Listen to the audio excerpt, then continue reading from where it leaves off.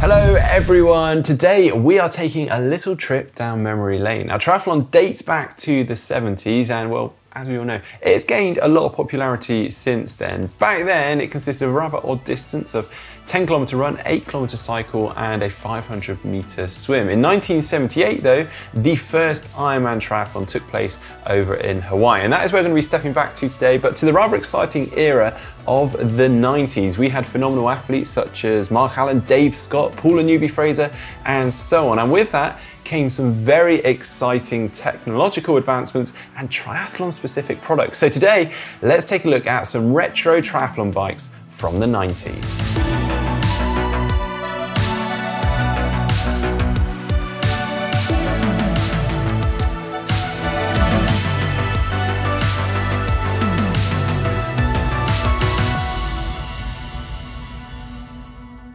Right then, starting in 1991, out on the Queen K with Greg Welch aboard the Zip 2001 bike. Now the obvious detail missing here is the seat tube and the seat stays, much like some of the designs we've seen these days with the Cervelo P5X, the Diamond Marquise and the Reap. Now this was actually a collaboration between Zip, Ralph Ray of Spin Coach and Desert Princess fame, and the design was based upon Allsop's soft ride suspension system, which is something we will go into in a bit more detail later on. I'm sure many of you are excited to see that one. Now essentially this connected the front of the bike to the rear, to the saddle region, and the whole idea was that it reduced fatigue by reducing the amount of vibration through the bike, which in turn would increase your comfort and allow you to stay in the aero bars for longer.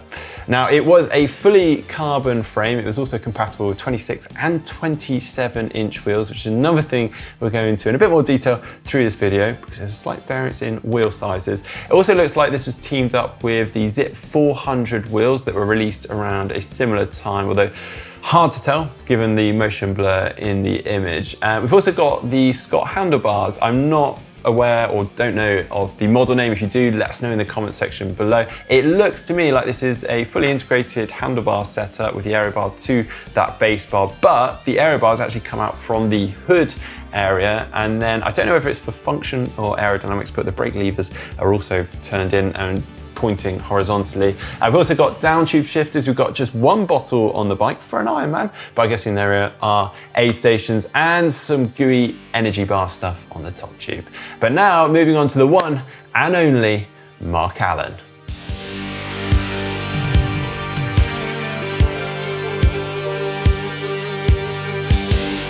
Now there is a lot of interest over Mark Alyn's bikes. Now do correct me if I'm wrong because I was only 3 at the time of the 91 Ironman World Championships, but Huffy was some sort of shop or something along those lines. Correct me if I'm wrong in the comment section below. I'm really sorry if I got that wrong. But they, prior to 1990, would actually just rebrand a lot of frames, such as those from Kestrel. In fact, the 711 road cycling team also rode on Huffy frames. But in 1990, Huffy actually collaborated with Lamborghini to custom design and build their own frame, the Huffy Triton, which was in fact advertised in the Fortune magazine on March 12, 1990. They said, "Limber up, Lamborghini lovers, here's your kind of bike. Huffy's custom designed Triton will set serious triathletes or bulging businessmen back $8,000 to $10,000, which is quite a lot at that time. Each bike is built from scratch by the same gang of technicians that constructs cycles for US Olympians." But apparently it was a flop. Yep, sorry. But additionally to that, Mark Alyn's here riding on the brand new, newly released Zip 400 wheels, along with the fairly new Zip 3000 tri-spoke wheel. Additional to that, well, we could keep going forever, but we've got so many more photos to look through, including this one now from Paula Newby-Fraser from 91.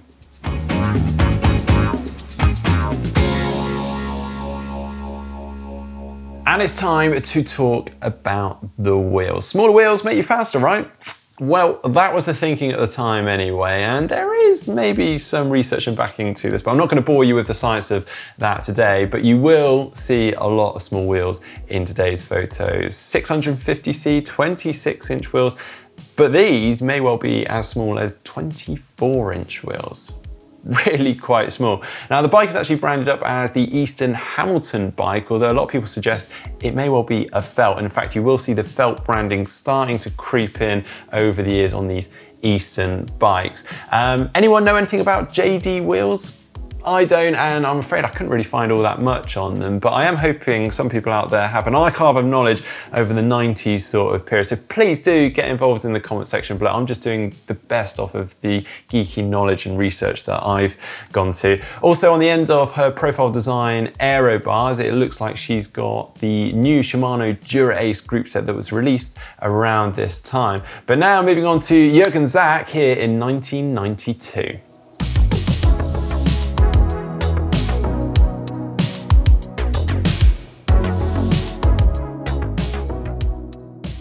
Well, here he is riding a Quintana Roo, what I believe is the zero gravity model, the same bike in fact that he rode to a 4:27 bike time in 93 on the Kona course. We can also see his front wheel here, which is a Creamer 4-spoke, which was released that same year, and that would be a tubular setup with a clincher coming out later in the 90s. Now back to Mark Alyn again. I believe this is on the Huffy Triton, but now we can actually see quite a standout design feature in this Triton, and that is the curved top tube.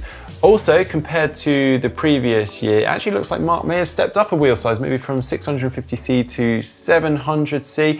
But now moving on to the one that a lot of you have been waiting for. We're into 92 with Greg Welch aboard the Soft Ride.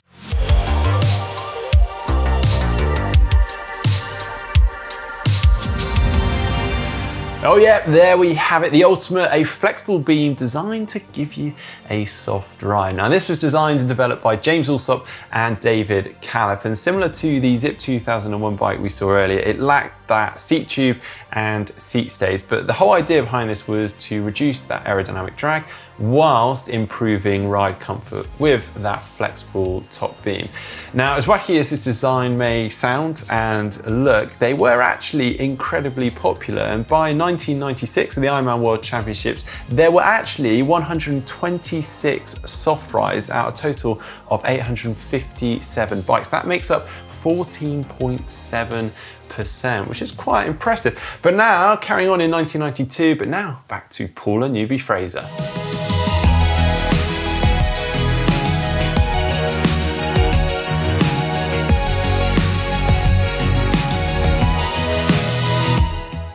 Well, she's still on that Eastern bike, but you can now see that felt logo creeping in that we were talking about before. But the bit I wanted to talk about was the size of the bike. It's absolutely miniature. Now, if you compare it to the bike she rode on the previous year, I'm not sure it is actually any smaller or any different in size, but it does look like the head tube is slightly shorter, maybe the top tubes come down, and it does look like the bottom bracket is weirdly high, but I don't know if that's just proportionately everything just looks a little bit off whack because we've got 24-inch wheels on there. I don't know, but she did ride this incredibly that year in 92. She set a women's course record in Kona, 8 hours, 55 minutes and 28 seconds, which did stand for years.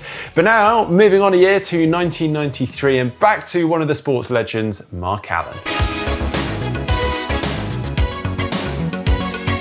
Here he's ditched his Huffy Triton and now aboard the Look KG196, which actually has loads of aerodynamic shaping going on. Whether that was well researched, intended and tested is another matter, but it kind of does look like they're onto something. They had a bayonet shaping to the frame going on in the headset down into the forks. They also had a fairing kind of cutout around the rear wheel and extending behind the seat tube, which in all honesty, it looks quite modern. I'd be quite happy riding around on that today. But now moving on, same year, but now with Wendy Ingram.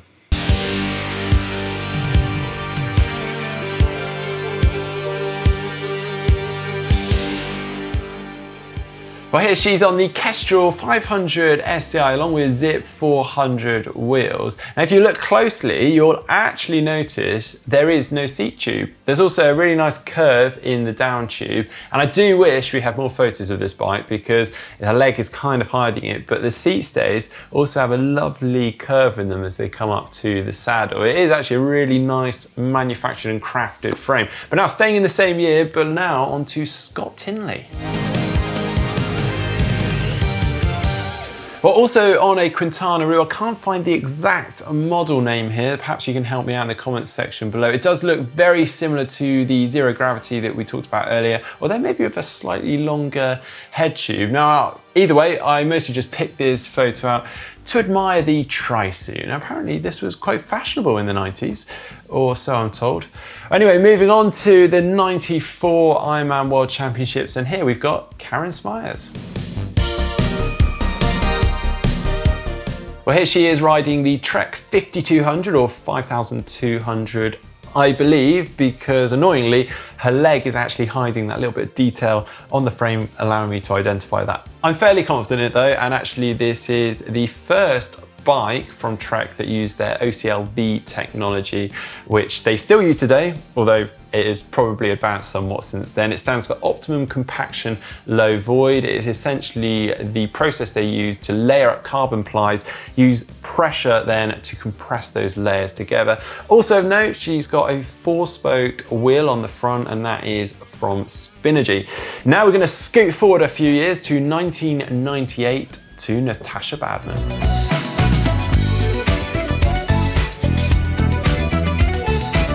Well, this is another bike that I'm sure many of you have been waiting to see. It is the Cat Cheetah. Now, Rudy Kurth was the brains behind this one. He was a Swiss motor racing fabricator that simply became obsessed with bikes. He designed and built this monocoque design, but things didn't stop there. Things became even more exciting and interesting because he designed the X-Fork, whereby the forks simply came straight up into the aero bar, eliminating the need for the base bar. And also he designed a hydration system that was built into the frame. Sound familiar? Yeah, it certainly does. Well, this design has certainly become iconic within bike design over the years, and we would love to hear from any of you guys out there that may have one of these bikes, because they really are quite special. Please get in touch in the comment section below. We would love to hear from you. But now, staying in the same year in 1998, and now for Thomas Hellriegel.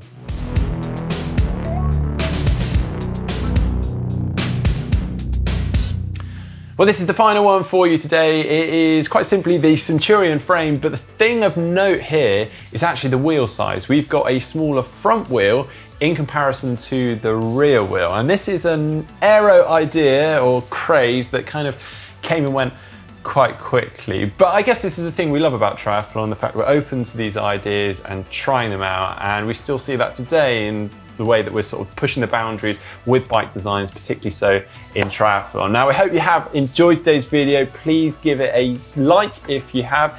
If you know any more about this kind of era and the bike designs and technology, we'd love to hear from you. You probably will know a lot more than me. So get involved in the comments section below, and don't forget to follow GTN on our social media channels.